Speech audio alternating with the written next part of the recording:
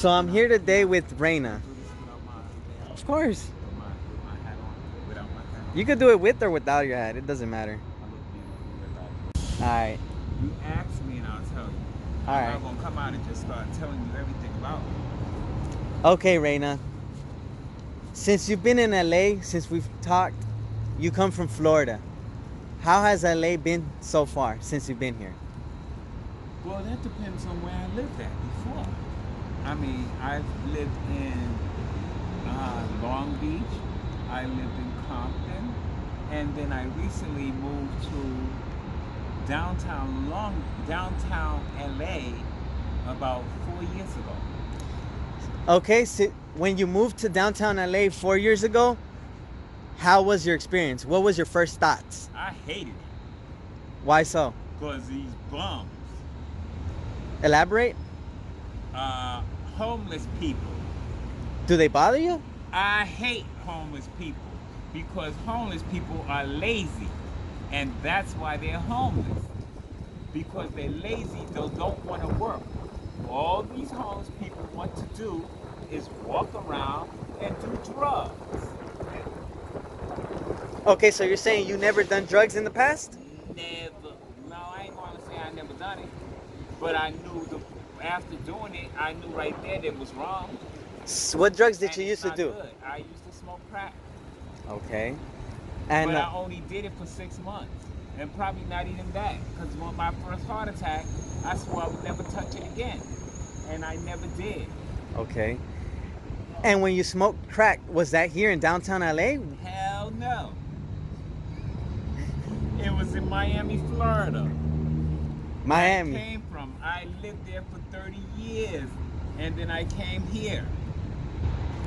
What made you transition from Miami to downtown Skid Row? Because now I didn't come here to live in Skid Row. Downtown LA, I'm sorry. I was homeless, and the apartment came available for me, and I got sick of living in a shelter, so I moved to downtown LA because the apartment came available. So I decided to take it because I didn't want to live in a shelter. Okay, so even though you've been homeless, you still despise the homeless. Is it because of their drug addictions? No, it's because I think man can make themselves better. And if you give up on yourself, you give up on man. Okay, okay.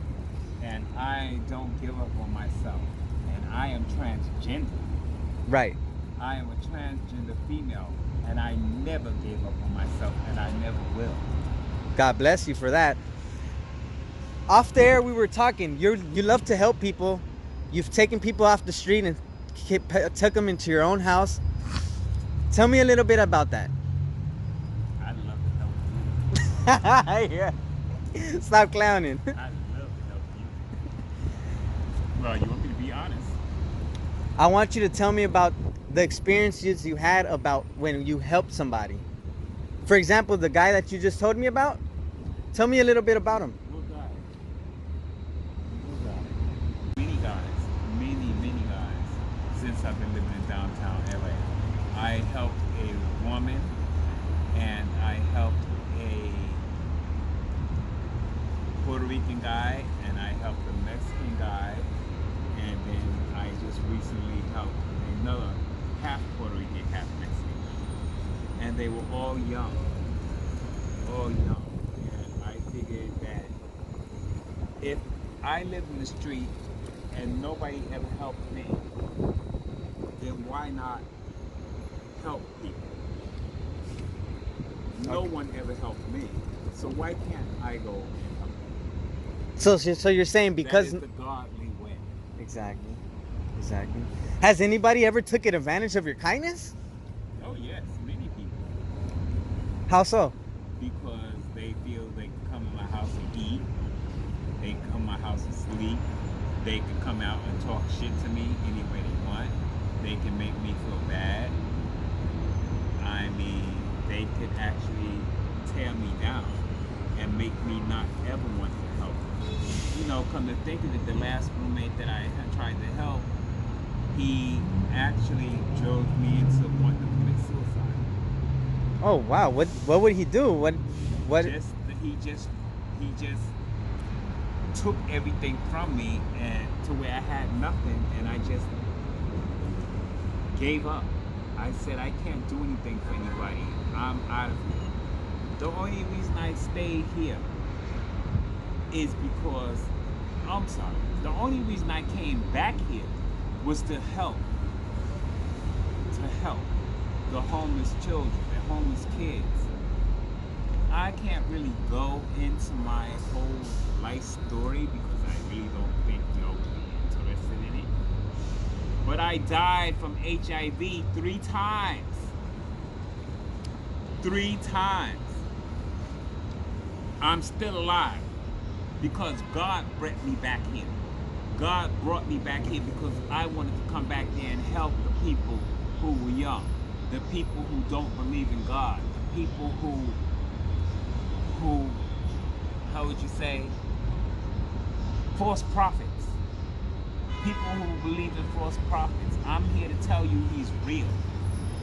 He is real, and that's why I came back here, to tell people he is real. I want to bring children to people who know. I'm trying to bring children to God. I'm trying to bring them to God so that people can start worshiping him, and then they will find out how real he is. I like that. I like that. I like that a lot. So God gave you 3 chances of life, and you came back with a bang to help others. Yes. And I do respect that and appreciate that. But So it's not your appreciation, it's the people who absolutely. I hope they will appreciate it. Because I'm going to tell you, I died. I saw what was on the other side, and it is, oh my God, it is beautiful. Beautiful. But you can only go there by worshiping God, by talking to God. He will take you there.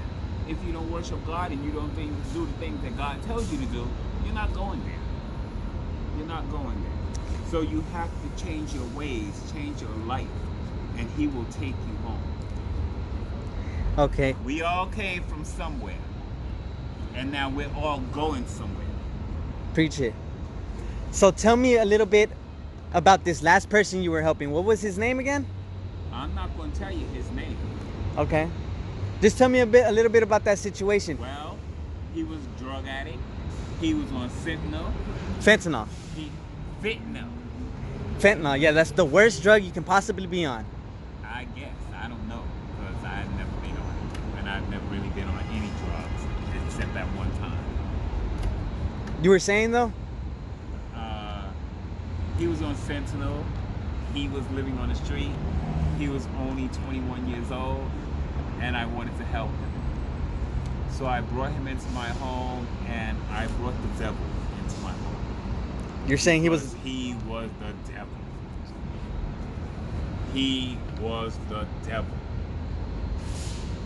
And if anybody who's on fentanyl, or whoever have been on fentanyl, or knows somebody who's on fentanyl, you know that that person is the devil.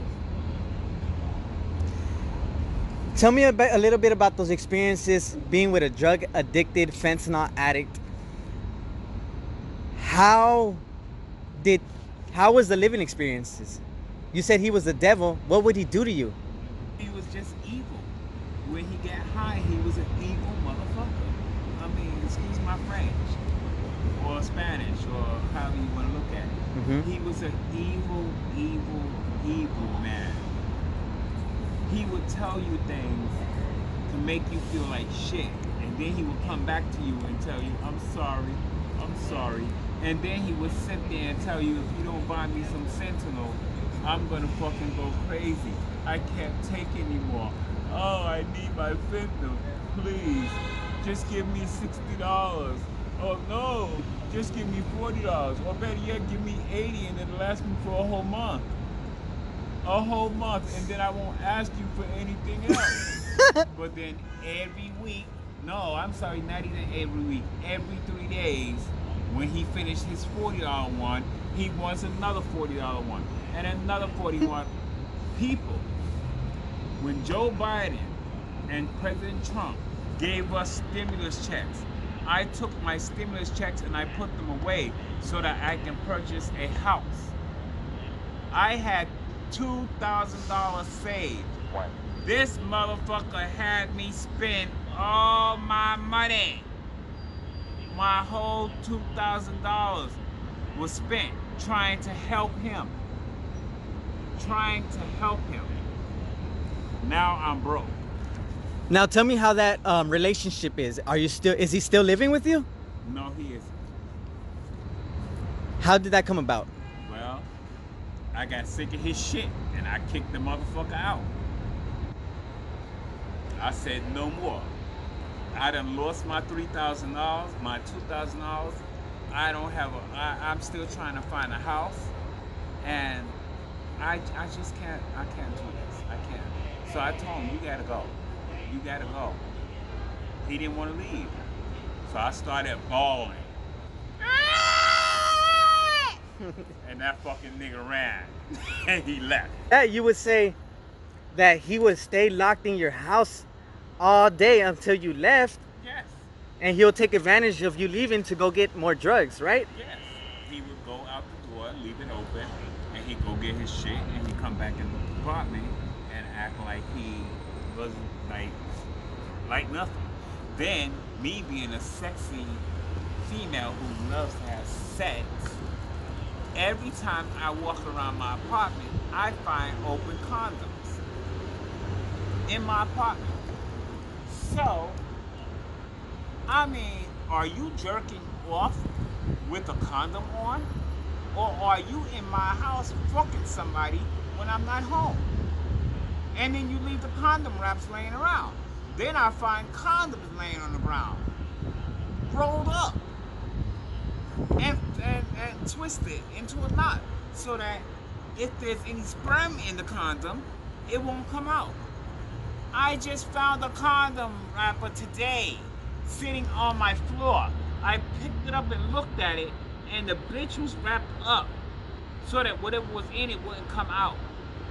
And he left it laying on my floor. Instead of dropping the condom in the toilet, or throwing it in the garbage, or tossing it over the balcony so I don't find it, he just throws it on the floor. What bitch is he bringing in my house fucking? Did you confront him about that? No, because I ain't find it until yesterday, and I found it today, and I kicked his ass out the house yesterday. So What? he's going for good. He ain't never coming back in there. So let me ask you, are you gonna think twice about helping a drug addicted person next time? Hell no. Are you gonna think twice? No. I'm still gonna help people. But I'm gonna help the ones that want to be helped. If they start showing that they want to be helped, but they don't act like they want to be helped, I'm putting them out. I am never going to turn my back on anybody in this world. Never. But who knows? I might stay here longer. I might leave soon. I don't know. I'm here to do God's work before I leave. I might stay here until I'm 100 years old. I might not. I don't know. I mean, I only got, 47 years? Well, yeah, I got 47 years before I decide to retire. By the way, I'm 57 now.